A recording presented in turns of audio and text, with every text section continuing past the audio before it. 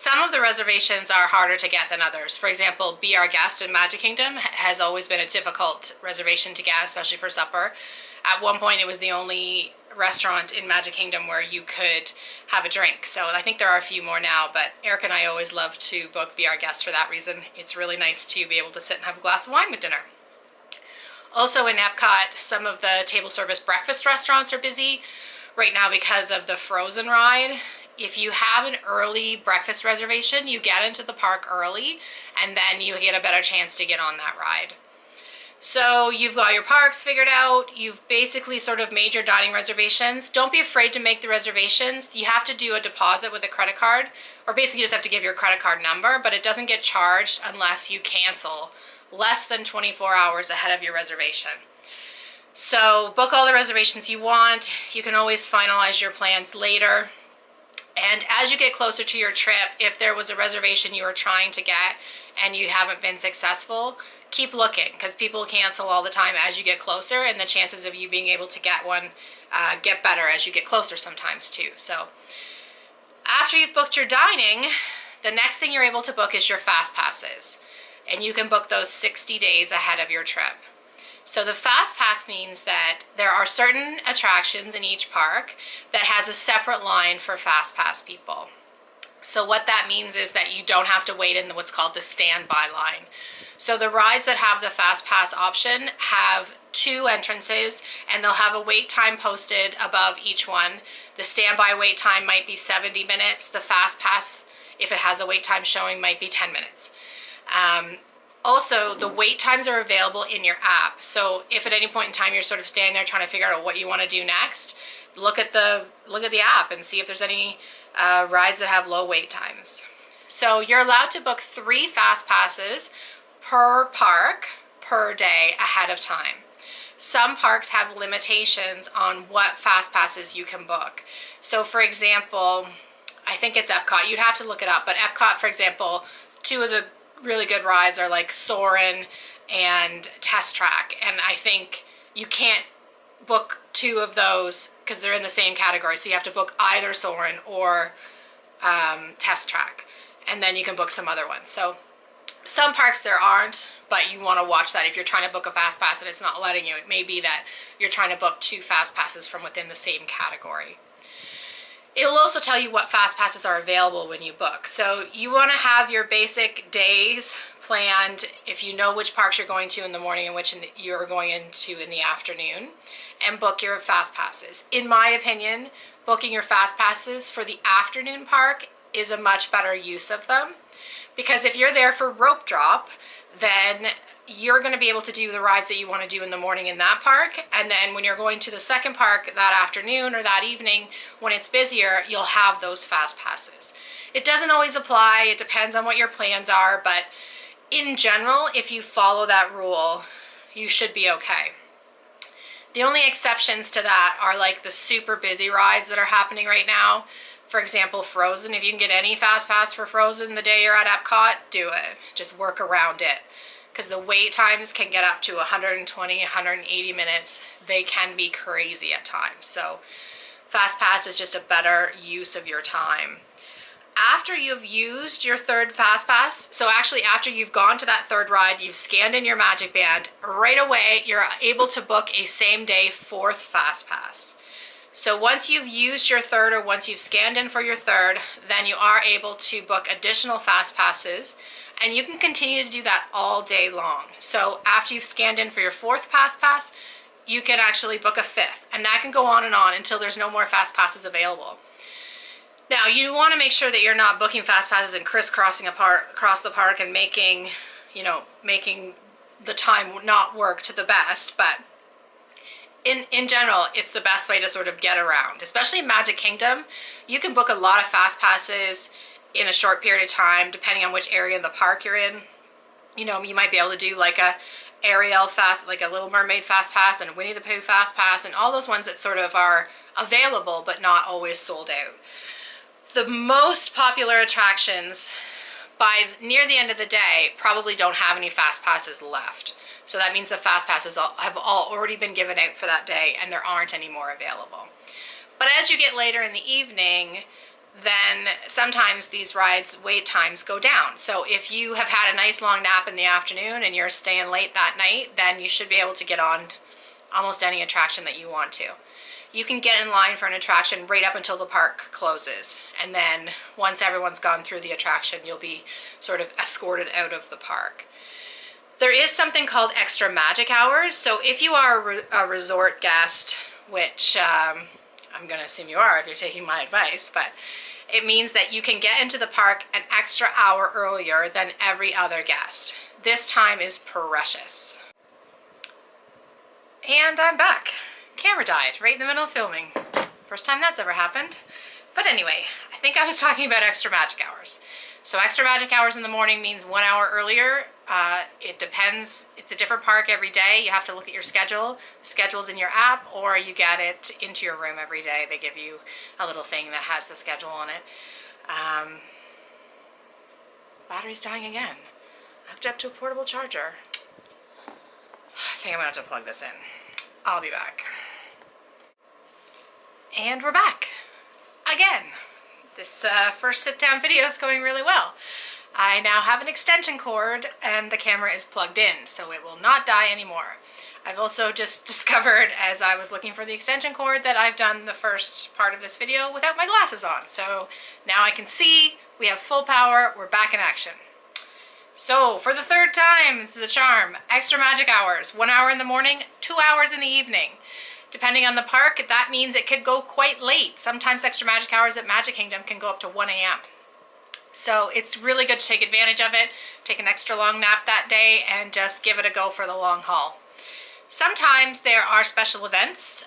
For example, Mickey's Not So Scary Halloween Party, which happens, I think, from September, October into November a little bit. And then there's also Mickey's Very Merry Christmas Party, which starts at the beginning of November and goes through to the end of December with a few days into January.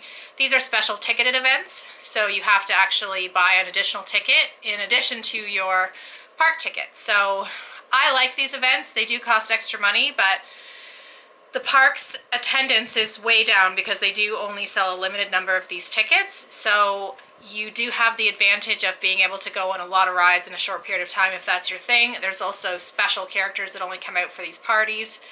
So they're quite popular, but I think they're great. It's also a good strategy if you want to, is to go to the Magic Kingdom on the day that it's a party, but early in the morning. Because for all those people that don't have park hoppers, they're not going to go until later in the afternoon because they're staying late for the party. So, and if you don't have park hoppers, you're not going to go to that park that day because you'll get kicked out at 6 or 7 o'clock. So the morning on that day in that park is going to be great. There are also lots of extra special events that you can attend. Like, for example, they have what's called a dessert party. So Erica and I went to the Star Wars dessert party at Hollywood Studios. And what it meant was you went to a location, you got complimentary alcoholic beverages as well as complimentary desserts. You get a special little gift and a lanyard and things like that. And it was all you can eat. And then you were escorted out to a special viewing area for the Star Wars fireworks. So it was fantastic. If you can swing it, I highly recommend these types of events. I mean, you can go overboard. They have also this thing called like Disney After Hours. So you can even pay extra to stay in the park for 2 hours beyond when it closes. This is not the extra magic hours that the hotel guests are provided. It's an additional ticketed event.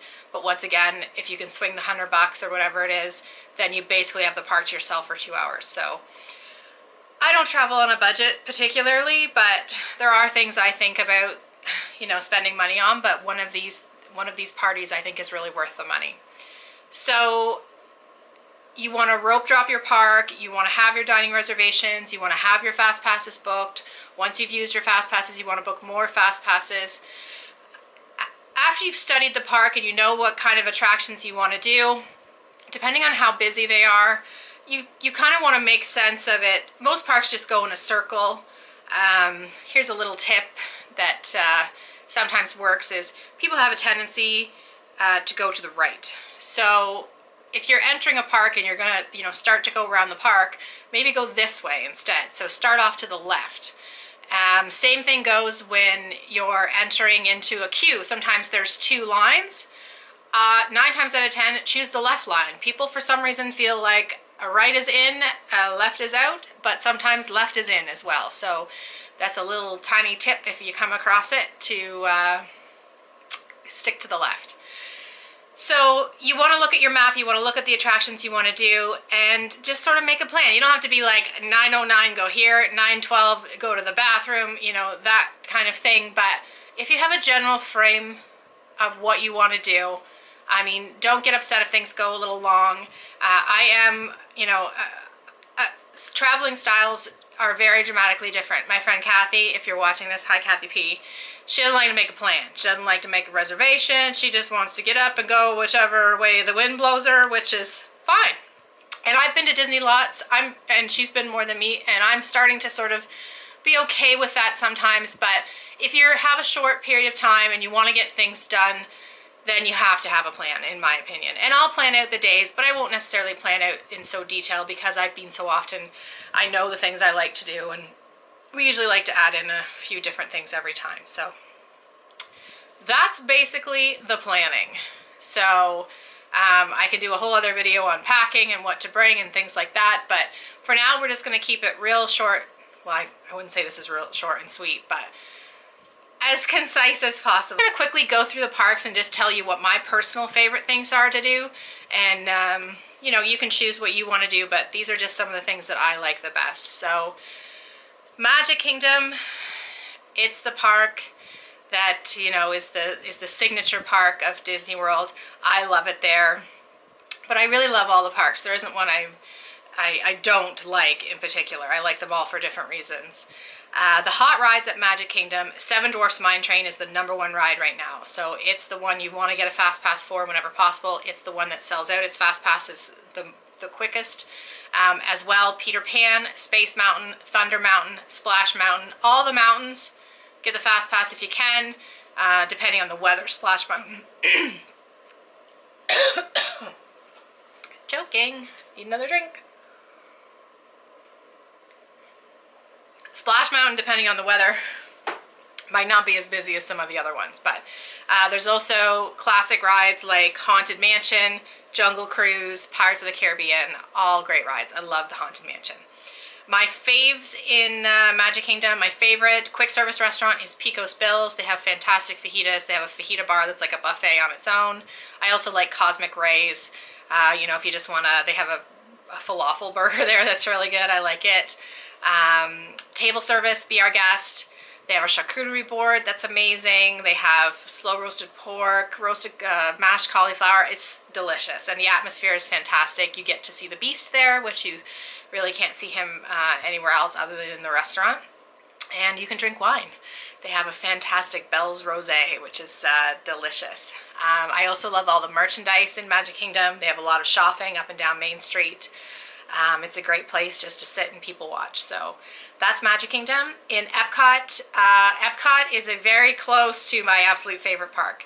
I love going around the world. I love going to all the different countries. The rides there, the hot rides there are definitely Soarin'. They just introduced a new Soarin' around the world. So if you've seen Soarin' before and you haven't seen Soarin' around the world, it's a new ride to you. It's fantastic. They have Test Track. They have Spaceship Earth. They also have Mission Space. So there's lots of space related things in Epcot, and they're all great. My favorite is mango margaritas in Mexico. They're delicious. School bread in Norway is another thing to try. Cronuts at the World Showcase kiosk. All good. I've actually never, that's a lie. I was just about to say I've never eaten table service in Epcot, but that's not true, because Kathy and I did go to the Italian restaurant there. But I find there's so much good food everywhere. Like it's almost like you don't want to sit down and eat a table service because then you can't eat all the rest of the food. But I think definitely next trip we'll probably fit in a table service at Epcot. We were there just for food and wine for the first time in October, and oh my God, dying. It was fantastic. If you click on other videos here, you'll see that we have some vlogs from our Disney trip, and we do show a lot of the items that we got from food and wine, and it was fantastic. I also love Mitsukoshi department store in Japan, all kinds of great things there. And they have sort of the Future World part, which has got the rides and everything there, and then they've got the World Showcase around the world. You can spend, God, you can spend 4 or 5 days there if you really wanted to. So, Animal Kingdom, hot rides, Kilimanjaro safaris, Dinosaur, Expedition Everest, love all of those. They have like a whole kids section with Primeval Whirl, which is another really cool roller coaster. It's kind of like the Fly. If you're familiar with Canada's Wonderland, or like Goofy's coaster in Disneyland, it's like that. Anyway, it's a lot of fun. They have some great theming for children there. We've actually never gone out to like the animal conservation station, but maybe next trip. Lion King is one of the best shows in Disney World as far as I'm concerned. It's fantastic. Food, we ate at Yak and Yeti, which is a table service restaurant for the first time our last trip there, and we had these ahi tuna nachos that were insane. It was like a massive plate. Once again, it's in the vlog, but I also had this drink. It was like a frozen red, I wish I could remember the name of it, but I can't. But if you know the name of the drink I'm talking about from Yak and Yeti, comment below, because it's been driving me nuts. I think I say it in the video, but I haven't watched it back. It was fantastic. They have really interesting food kiosks in Animal Kingdom, like the little booths in Magic Kingdom where you would get like the pretzels and things. They have all kinds of different things, like Asian food. It's fantastic. Hollywood Studios, another park. I love this park too. I really do. Right now, we're January of 2017. A lot of the park is under construction. They are building Toy Story Land and Star Wars Land at Hollywood Studios. I forgot to mention Animal Kingdom opening soon is Avatar Land, which is going to be really good. My next trip is in November of this year, and we can't wait to see Avatar Land. But Hollywood Studios, hot rides, Tower of Terror is my absolute favorite ride. I love it. I always end up going on it by myself because Erica won't go on it and Kathy won't go on it. Kathy's daughter will, but we didn't hook up the last time, but maybe the next time we go. Absolutely love it. And there's also Rock and Roller Coaster, which is a fun ride, and Star Tours. It's great too. The Great Movie Ride is a real classic. I'm not a super big fan of it, but we do it usually every time because nostalgia's sake. Favorite restaurant of all time is in Hollywood Studios, 50s Primetime Cafe. I love the atmosphere.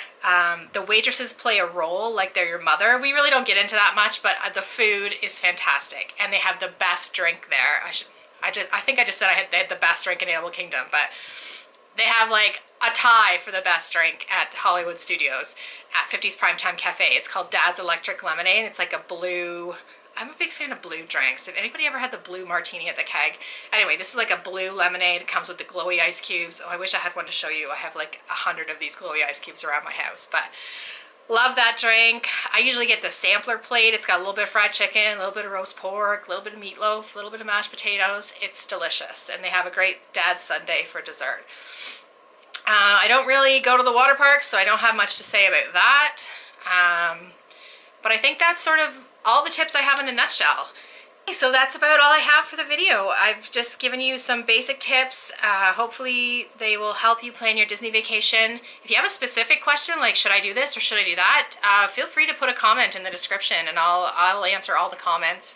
If you want me to critique your plan a little bit, then just post some questions and I'll reply to the comments. So basically, have a great time, and thanks for watching.